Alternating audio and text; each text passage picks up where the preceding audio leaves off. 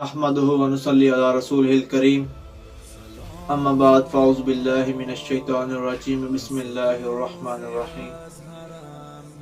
उम्मीद है कि आप सब खैरियत से होंगे। तो नाज़रीन मोहतरम, आज की जो हमारी वीडियो है और आज का जो मेरा मौजू है वो है कि इस्लाम के अंदर, ठीक है ना, पहला ग्रोह कौन सा बना, किसने बनाया, किसने तकसीम किया, किस तरह से तकसीम हुआ और किस तरह से मुसलमान ने मुसलमान को मारना शुरू कर दिया। वैसे तो बारहा मैं अपनी वीडियो में बयान कर चुका हूं पहले भी कि दुनिया की जलील तरीन कौम जोन सी है ना, वो यहूद है। इसकी यानी कि सबसे बड़ी जो यानी कि दलील है ना, वो सूरह फातिहा के अंदर जब हम कहते हैं ना कि गैरिल मग़ज़ूबि अलैहिम वलज़्ज़ालिन आमीन, ठीक है।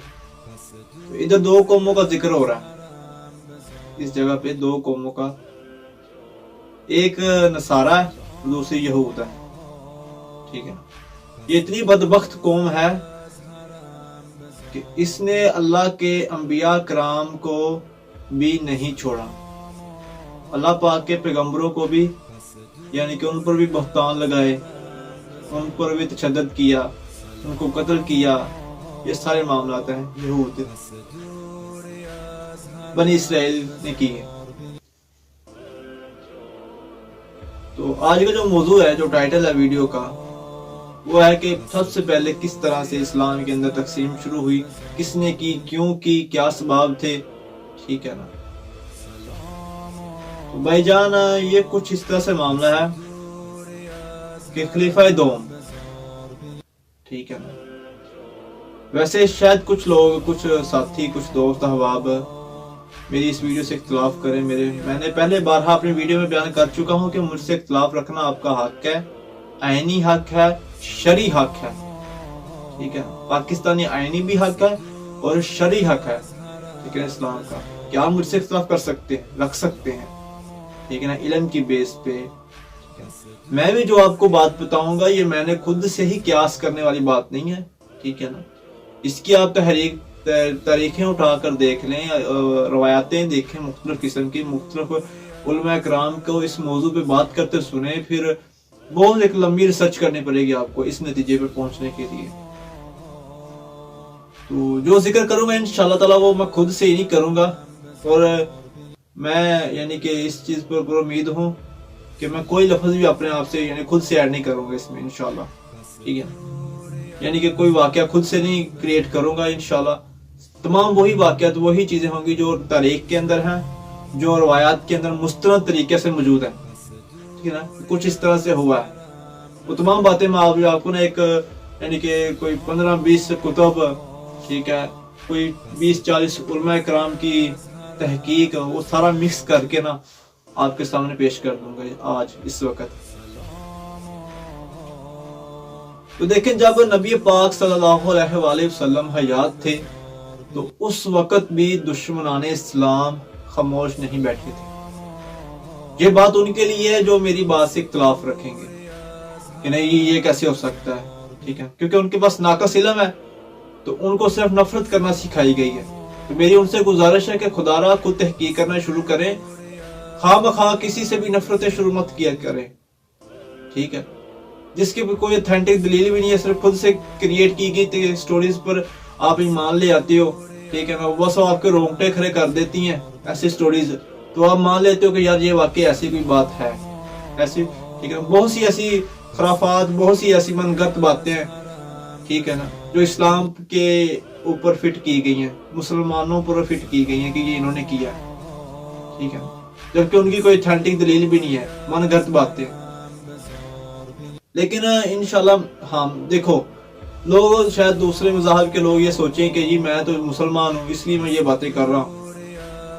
तो भाईजान मैं तो मुसलमान हूँ, ठीक है ना, हिटलर मुसलमान था, ठीक है ना, اس طرح کے بہت سے لوگ گزرے چکے ہیں تاریخ کے اندر کہ جنہوں نے یعنی کہ یہود کی مخالفت کی ہے، یہود کے نظریات کو کنڈم کیا. تو دیکھیں نا بات اسی طرح ہے.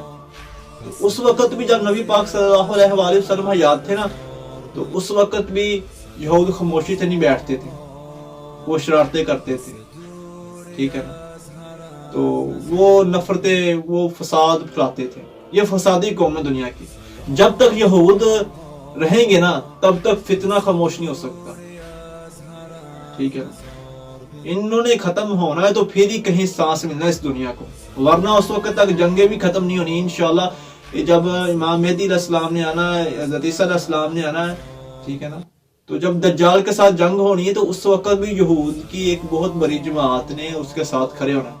سبز رنگ کے انہوں نے پہنے ہوں گے لباس. ٹھیک ہے نا. تو بات مختصر اپنے موضوع کی طرف چلتے ہیں. تو دیکھیں جب نبی پاک صلی اللہ علیہ وآلہ وسلم حیات تھے تو اس وقت بھی یہ یہود خاموشی سے نہیں بیٹھتے تھے. شرارتی ان کا پیشہ ہے. ٹھیک ہے، ان کی ہابی ہے، ان کا مشغلہ ہے شرارتیں کرنا. ٹھیک ہے. یہ شیطان کے ایجنٹ ہیں، ابلیس کے یہ ایجنٹ ہیں اس وقت دنیا میں. ٹھیک ہے نا. تو یہ سمجھتے خود کو ہیں کہ یہ اللہ پاک کی ایک بہت ہی محبوب قوم ہے. ٹھیک ہے نا. کیونکہ یہ انبیاء علیہ السلام کی یعنی کہ ایک بہت کثیر تعداد ان میں ہے، تو پھر یہ ان کی اولاد ہے ساری، اس لیے سمجھے کہ یہ بہت محبوب ہے. لیکن اللہ پاک کو کوئی یعنی کہ کوئی غالب، اللہ پاک کے اوپر کوئی چیز غالب نہیں آ سکتی. وہ بے نیاز ہے، اس کو کسی کی کوئی پرواہ نہیں. ٹھیک ہے نا. وہ اس کی جو مرضی ہے وہ چاہے جو چاہتا ہے وہ کرتا ہے. ٹھیک ہے نا. اور ظالم پر وہ، ٹھیک ہے نا. بات مختصر کہ جب نبی پاک صلی اللہ علیہ وآلہ وسلم اس دنیا فانی سے رخصت کر گئے، انتقال کر گئے اور پردہ فرما گئے اس دنیا سے، تو وہ دعائیں کرتے تھے. بنی اسرائیلی یہودی دعائیں کرتے تھے کہ یہ ہم سے چلے جائیں، یہ ایسے ہو جائیں ویسے ہو جائیں. ٹھیک ہے نا. بد دعائیں کرتے تھے آپ کے لیے. حتیٰ کہ آپ کو معلوم ہوگا جو زہر آپ کو دی گئی تھی وہ بھی انہی کی طرف سے دی گئی تھی. ٹھیک ہے نا. پھر اسی طرح سے بہت سی تکالیف، بہت ہی کثیر تعداد کے اندر مسلمانوں میں تکالیف جو ہے وہ ان کی طرف سے آئیں، یہود کی طرف سے. مشرکین کی طرف سے بھی آئیں لیکن انہوں نے بھی بہت تکلیف پہنچائی. لیکن بہرحال جب نبی پاک صلی اللہ علیہ وسلم کے دور کے اندر ہی خیبر وغیرہ فتح ہو گئے، مدینہ کے ارد گرد کی چھوٹے چھوٹے قبائل فتح ہو گئے. ان کے 3 قبیلے تھے، بنو قینقاع، بنو نذیرہ اور بنو قریظہ. ٹھیک ہے. 3 قبیلے تھے ان کے، تو وہ تینوں بھی فتح ہو گئے. تو ہوا اس طرح کہ جب حضرت ابوبکر صدیق اکبر رضی اللہ تعالیٰ عنہ کی خلافت آئی، پہلے خلیفہ بنے، وہ نامزد ہوئے، تو اس وقت بھی انہوں نے سازشیں کرنا شروع کر دی. بہت سازشیں کی کیونکہ ابھی ان کے پاس موقع تھے بہت زیادہ یہودیوں کے پاس. ٹھیک ہے. لیکن ان کی ایک خاصیت یعنی کہ ان کی ایک خصلت ہے ان خبیثوں کی کہ یہ ڈر پھونک ترین ہے. یہ ظاہر ہو کے حملہ نہیں کرتے، یہ ظاہری اٹیک نہیں کرتے، بہت کم کرتے ہیں یہ. ٹھیک ہے. یہ چھپ کر زیادہ تر سازش کرتے ہیں، یہود زیادہ تر سازشیں کرتے ہیں. ہوا کچھ اس طرح کہ حضرت صدیق اکبر رضی اللہ تعالیٰ عنہ کی کوئی 2.5 سال یعنی خلافت رہی تو وہ وصال کر کے اس دنیا سے چلے گئے. تو پھر آئے حضرت عمر فاروق رضی اللہ تعالیٰ عنہ کی خلافت آئی. اب کچھ ایسے معاملات بنے حضرت صدیق اکبر رضی اللہ تعالیٰ عنہ کے دور میں، ٹھیک ہے، کہ جو ان کے لیے یعنی کہ یہود کے لیے نا بہت، کیونکہ صدیق اکبر رضی اللہ تعالیٰ عنہ تو جس یعنی کہ جو اللہ پاک نے نبی پاک صلی اللہ علیہ وسلم کو چیزیں عطا فرمائی ہوئی تھی وہ تو ان کے پاس بالکل بھی نہیں تھی. ٹھیک ہے نا. وہ ایک انسان تھے سمپل سے، تو ان کو بہت سی مشکلات کا سامنا کرنا پڑا. ٹھیک ہے نا. تو اللہ پاک نے ان کو یعنی کہ اپنے پاس بلا لیا. 2.5 سال کے بعد ہوا اس طرح کہ حضرت عمر فاروق رضی اللہ تعالیٰ عنہ کے دور میں نا کچھ شکایات موصول ہوئی یہود کی، یعنی کہ شکایت، یعنی کہ یہود پر شکایت لگائی گئی، ان پر یعنی کہ مقدمات چلائے گئے. ان کی کچھ شکایت آئی کہ حضرت عمر فاروق رضی اللہ تعالیٰ عنہ کے پاس شکایت آئی کہ یہود کے نوجوان لڑکے مسلمانوں کی خواتین کو چھیڑتے ہیں، تنگ کرتے ہیں. ٹھیک ہے. کیونکہ وہ بستی یہود کی تھی، تو ادھر سے غالباً گزرنے والی خواتین، ٹھیک ہے نا، مسلمان، ان کو نا ڈسٹرب کرتے تھے، چھیڑتے تھے، ہراس کرتے تھے. تو حضرت عمر فاروق رضی اللہ تعالیٰ عنہ ایک، یعنی کہ آپ جانتے ہیں کہ وہ ایک سخت لہجے کے اور یعنی کہ بہت سخت قسم کے انسان تھے. اسلامی معاملات پر تو وہ دوسری بات نہیں سنتے. جب ان کے پاس یہ خبر پہنچی نا کہ یہ اس طرح کی حرکات کرتے ہیں، انہوں نے فوراً ان تینوں قبائل کو نا بدر کر دیا، قبیلہ بدر کر دیا، ادھر سے نکال دیا، اس جگہ سے ان یہودیوں کو نکال دیا. اچھا وہ نا کسی یعنی کہ کوئی ریاست کے کسی دوسرے حصے میں جا کے رہنے لگ پڑے، کوئی دور مقام پہ جا کے. تو وہاں پر کیا ہوا کہ اب ان میں نا ایک شخص پیدا ہوا، یا ہو چکا تھا یا ہوا بعد میں جا کے.